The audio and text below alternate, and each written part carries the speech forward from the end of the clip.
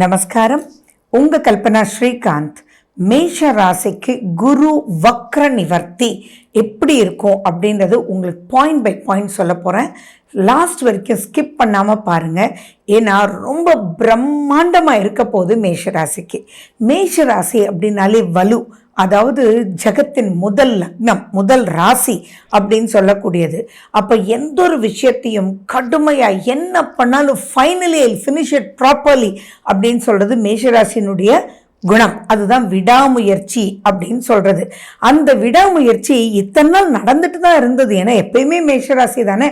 ஆனால் அந்த விடாமுயற்சிக்கு ரிசல்ட் இல்லாமல் போயிட்டே இருக்கு. முயற்சி எடுத்துக்கிட்டே இருக்கீங்க, ஆனால் எதுவுமே முடியல. நிறைய பேர் சொல்கிறது என்ன மேடம் எதை சுற்றியும் செலவு செலவு செலவு முடியலைப்பா, சேவிங்ஸுன்ற பேர் இல்லாமல் இப்போ எல்லாத்தையும் கடன் வாங்கி கஷ்டப்பட்டுட்டு இருக்கோம், அந்த கடனையும் கட்ட முடியல, நம்பிக்கையில் தான் வாழ்க்கை, ஆனால் அதை நம்புறதுக்கு ஒரு லெவல் இருக்கு இல்லையா, என்னதான் பண்ணுறது அப்படின்ற கேள்விகள் தான் மேஷராசி மேஷலக்ன அன்பர்கள் கிட்டேருந்து வந்துட்டு இருக்கு. அப்படிப்பட்ட உங்களுக்கெல்லாம் ஒரு பெரிய விமோச்சனம், எதிர்பார்க்காத யோகம் அப்படின்றது தான் இந்த குரு வக்ர நிவர்த்தி. சரி, எப்ப இருந்த அந்த வக்ர நிவர்த்தி அப்படின்னு பார்த்தா திருக்கணிதப்படி பிப்ரவரி 4ஆம் தேதியிலிருந்து, வாக்கியப்படி பிப்ரவரி 11ஆம் தேதியிலிருந்து, எது வரைக்கும் அப்படின்னா உங்களுக்கு மே 14ஆம் தேதி வரைக்கும் உங்களுடைய விரயஸ்தானாதிபதி, அதாவது 12ஆம் அதிபதி குரு 2ஆம் வீட்டுக்கு வரார். அதே மாதிரி உங்களுடைய 9ஆம் வீட்டு அதிபதியும், அடேங்கப்பா சொல்லவா வேணும். இது எப்படி இருக்குன்றது ஒன்னொன்னா நான் சொல்றேன், நீங்க இப்ப யூஸ் பண்ணிக்கணும். அதுதான் என்னுடைய மிக முக்கியமான ஒரு வேண்டுகோள். இது எப்படி யூஸ் பண்ணிக்கணும் அப்படின்னா, குரு 2ஆம் வீட்டுல வரும்போது, 2ஆம் வீடு அப்படின்னாலே குடும்பம், பணம், தனம், வாக்கு எல்லாமே 2ஆம் வீடு. அந்த 2ஆம் வீட்டுல குரு 9, 12ஆம் அதிபதியா வந்திருக்கும் போது என்ன ஆகும்னா, இது வரைக்கும் கண்ணா பின்னான்னு செலவாயிட்டு இருக்கும். கல்யாணத்துக்குன்னு சொல்லி குழந்தைங்களுக்காக பார்த்துட்டே இருப்பீங்க. அடேங்கப்பா என்னடா 20 ஊருக்கு போயாச்சு, 20 பேரை பார்த்தாச்சு, ஒரு யூஸுமே இல்லை, வந்து செலவு வேஸ்ட் ஆனது தான் மிச்சம், அவங்களுக்கு தட்டுல பஜ்ஜி சொஜ்ஜின்னு கொடுத்தது தான் மிச்சம், ஒரு ரிசல்ட்டுமே வரலடா, போடா அப்படின்னு வெறுப்புல உட்கார்ந்து இருக்கிறவங்க எல்லாம் தானா உங்களுக்கு ஒரு ஃபோன் வரும். நீங்க இவங்க போய் நம்மள நாடுவாங்களா, இவங்க போய் நம்ம வீட்டில் பொண்ணு எடுப்பாங்களா அப்படின்னு நினைச்சவங்களுக்கெல்லாம் அவங்க கால் பண்ணி, இல்லைங்க ரொம்ப நல்லா இருக்கு, எங்க பையனுக்கு உங்க பொண்ணை ரொம்ப பிடிச்சிருக்கு, அதனால எப்போங்க நம்ம நிச்சயதாம்பூலம் வச்சுக்கலாம் அப்படின்னு கேட்பாங்க. அந்த அளவுக்கு அதுவும் செலவு தான். கல்யாணம்ன்றது சும்மா கிடையாது. இந்தியன் மேரேஜஸ் அது எதுவாக இருந்தாலும் செலவு தான். ஆனா அந்த செலவு சந்தோஷமான செலவாக மாறப்போகுது. அதுவும் நீங்க பஜ்ஜி சொஜ்ஜிலாம் கொடுத்து வெறுத்து போய் செலவுக்கு மேல செலவுன்னு யோசிச்சுட்டு இருக்கீங்களா, இப்ப வரவங்க எப்படி வருவாங்க அப்படின்னா, நீங்க ஒன்னும் பண்ண வேண்டாங்க, உங்க பொண்ணை மட்டும் கொடுத்தா போறோம், அன்பா உங்க பொண்ணு எங்களோட இருந்தா மட்டும் போதும், வேற ஒண்ணுமே வேண்டாம் அப்படின்னு சொல்லி சந்தோஷ மழையில நீங்க நினைய போறீங்க. அதே மாதிரி குடும்பத்துல எந்த ஒரு சங்கடம் எதுவாக இருந்தாலும் சரி, ஆரோக்கியத்துல சங்கடமா இருந்தாலும் சரி, என்ன பண்றதுன்னே தெரியல, எந்த ட்ரீட்மெண்ட் போனாலும் ரிசல்ட்டே இல்லை, இந்த டெஸ்ட் ஒன்று சொல்றான், அந்த டெஸ்ட் ஒன்று சொல்றான், நீங்க மெடிக்கல் ஃபைல் மட்டும் இவ்வளவு ஏறிடுச்சு, ஆனா அதுக்கு ஒரு வழி தெரிஞ்சதாவே இல்லை அப்படின்னு கவலைப்படுற மேஷராசி மேஷலக்ன அன்பர்களுக்கெல்லாம் இதுதான்டா வழி, இது சாப்பிட்டா சரியா போயிடும்னு டோட்டலி பார்த்தீங்கன்னா நீங்க எல்லாருமே இதை பார்ப்பீங்க. முழு விமோச்சனம் கிடைக்கக்கூடிய வகையில உங்களுக்கு வழிவகுக்க குரு வந்துட்டார். குரு இதுக்கு முன்னாடி அங்கதான் இருந்தார், ஆனா சுத்தமா பலமே இல்லை. அப்ப குருன்னா யாரு? இப்ப நீங்க உடம்பு சரியில்லைன்னு டாக்டர்கிட்ட போறீங்கன்னா டாக்டர் தான் குரு. அப்ப அந்த குருவுக்கு கரெக்டான வழி புலப்படல, அதே டாக்டர் தான். ஆனா இப்ப அந்த டாக்டர் சார் இல்ல சார் இப்ப எல்லாம் பார்த்தோம் இல்லையா, இது பாருங்களேன் அப்படின்னு சொல்லுவாரு. ஆட்டோமேட்டிக்கா அதே டாக்டர் கொடுக்குற மருந்து அவ்வளோ அழகா உங்களுக்கு வழி காமிச்சிடும்.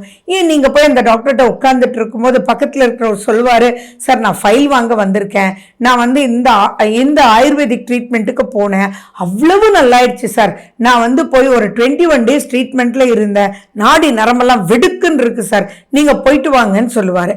அவரே உங்களுக்கு ஃபோன் பண்ணி கூட உங்களோட டாக்டரோட பேச வைப்பார். இந்த மாதிரி யாரோ ஒருத்தர் உங்களுக்கு நல்வழி காமிப்பார். அப்ப ஆரோக்கியம் பயம் வந்து சுத்தமா போயிடும். அதே மாதிரி நீங்க எந்த ஒரு விஷயத்துல வேலை பண்ணிட்டு இருந்தாலும் சரி, இப்ப கூட ஒர்க் பண்றவங்க எல்லாம் உங்களுக்கு சத்ரு மாதிரியே இருந்திருப்பான் இது வரைக்கும். என்னடா இது கூடவே இருக்க, எந்த ஒரு விஷயத்தையும் சொல்லியும் கொடுக்க மாட்டேன்ற, ஆனா சார் பாருங்க சார் அவன் என்ன பண்ணிட்டு இருக்கான் பாருங்க அப்படின்னு சொல்லி உங்களை போட்டு கொடுப்பான். அதனால பாத்தீங்கன்னா உங்களுடைய ஹையர் அஃபீஷியல் உங்களை ஒரு தப்பான ஒரு கண்ணோட்டத்துல பாக்குறது மட்டும் இல்லாம உங்களுக்கு ப்ரமோஷன் கொடுக்க வேண்டிய இடத்துல எல்லாம் ஒரு தடுப்பை கொண்டு வந்துட்டு இருப்பார். ஆனா அப்படிப்பட்டவரே இப்போ வந்து பாராட்டக்கூடிய ஒரு நிலையில வந்து உங்களுக்கு என்ன வேணுமோ அதை செய்யறதுக்கும் அவர் தயாரா இருப்பார். அதாவது அவர் கேட்பார், என்னடா இவ்வளோ நல்லா பண்ண, ஏன்டா இத்தனை நாள் நீ பண்ணல? அப்போ நீங்க சொல்வீங்க, சார் என் வீடு இவ்வளோ தூரம் இருக்கு சார், அதனால என்னால வந்து இது கரெக்டா பண்ண முடியல. என்னடா டே கேட்டிருந்தா நம்ம பிரான்ச்சே உங்க வீட்டு பக்கத்துல இருக்குல்ல, அந்த பிரான்ச்சுக்கு உன்னை டிரான்ஸ்ஃபர் பண்ணிருப்பேன் இல்லடா, எனக்கு வேண்டியது ப்ராஜெக்ட் ஃபினிஷ் தானே, ஓகே உனக்கு அங்க டிரான்ஸ்ஃபர் பண்ணிட்டுமா அப்படின்னு கேட்டு உங்க வீட்டு பக்கத்திலேயே இருக்கக்கூடிய உங்க பிரான்ச்சுக்கே டிரான்ஸ்ஃபர் பண்றது மட்டும் இல்லாம உங்களுக்கு அதுக்கு உண்டான ஃபெசிலிட்டிஸும் பண்ணி நெக்ஸ்ட் லெவலுக்கும் உங்களை கூட்டிட்டு போயிடுவார். அவ்வளவு சூப்பரா இந்த குரு பயிற்சி சுத்தி சுத்தி நன்மையை கொடுக்கக்கூடியது. எப்பயுமே நன்மை கொடுக்கறது அப்படின்றது சந்தோஷம்னாலும் நெகட்டிவ் இல்லாம இருக்கணும் இல்லையா? அந்த நெகட்டிவ் அப்படின்ற ஒரு பொசிஷன்ல இருந்து டோட்டலா வெளியில வர போறீங்க.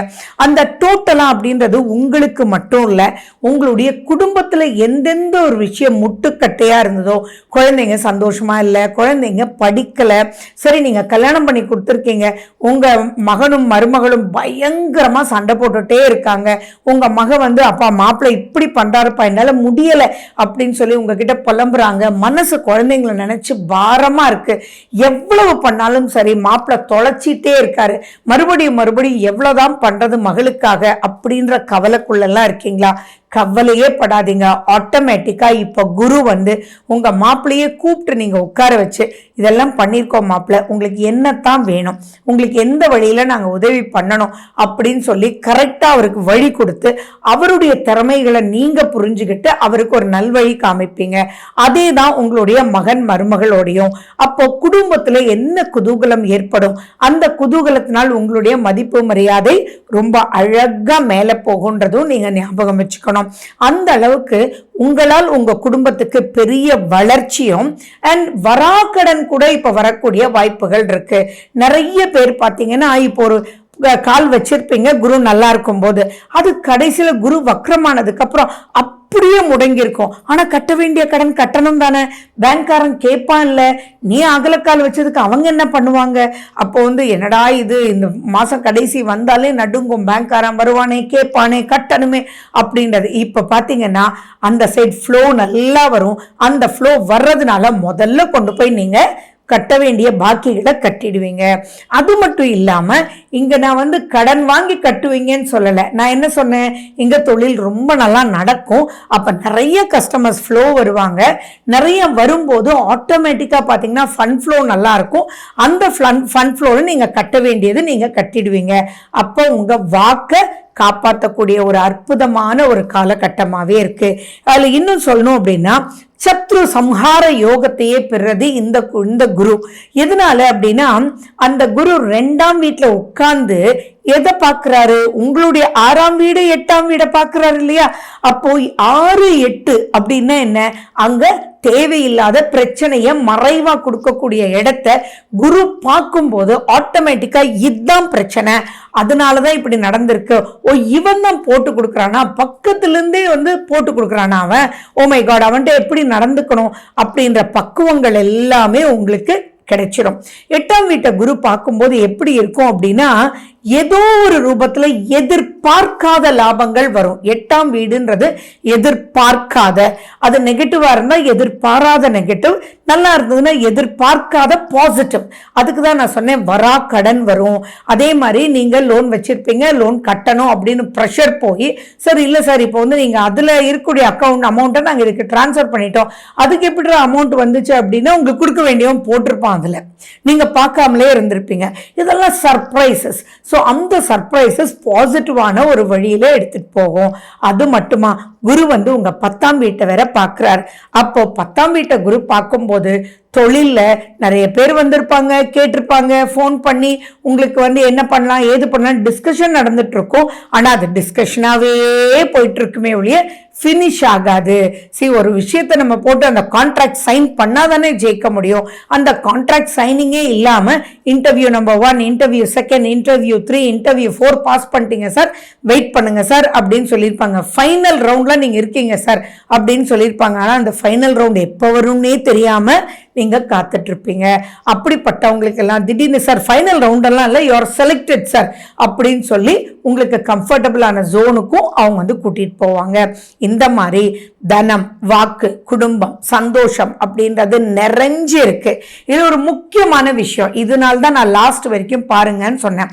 இப்போ ஃபண்ட் ஃப்ளோ நல்லா வரும்னு சொன்னேன் இல்லையா, அதை தயவு செஞ்சு கரெக்டான ஒரு பாயிண்ட்ல ரீஇன்வெஸ்ட் பண்ணிடுங்க. அந்த பணத்தை பணமாக மட்டும் வச்சுக்கவே வேண்டான்றதுதான் நீங்க முக்கியமா இங்க புரிஞ்சுக்கணும். எதுல இன்வெஸ்ட் பண்ணணும், எதுல உங்க ஜாதகத்துல வலு இருக்கு, நீங்க கோல்ட் வாங்கினா நல்லா இருக்குமா, இல்ல நீங்க கட்ட வேண்டிய கடனை கட்டணுமா, இல்ல சுப செலவுகள் ஏதாவது பண்ணணுமா அப்படின்றது அது சுபமான பிரயோஜனமான ஒரு விஷயத்துல நீங்க இன்வெஸ்ட் மட்டும் பண்ணிடுங்க. அது பண்ணீங்க அப்படின்னா பிற்காலத்துல உங்களுக்கு பெருசா உதவி பண்றதுக்கு இந்த பணம் சூப்பரா இருக்கும். So it is something really good. உங்களுடைய ராசிநாதன் முருகன். இந்த மாசம் உங்களுக்கு முருகனுடைய சஷ்டி வழிபாடு வருது. ஸோ நீங்க முருகனை நினைச்சு பிரார்த்தனை பண்ணி வியாழக்கிழமை புரோட்டீன் அதிகமா சாப்பிடுங்க. கொண்டக்கடலை மாலை தட்சிணாமூர்த்திக்கு போடுங்க.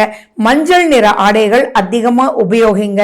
இதெல்லாம் பண்ணும்போது இன்னும் சுபிக்ஷம் பல மடங்கு வந்து சேரும். வாழ்க வளமுடன்.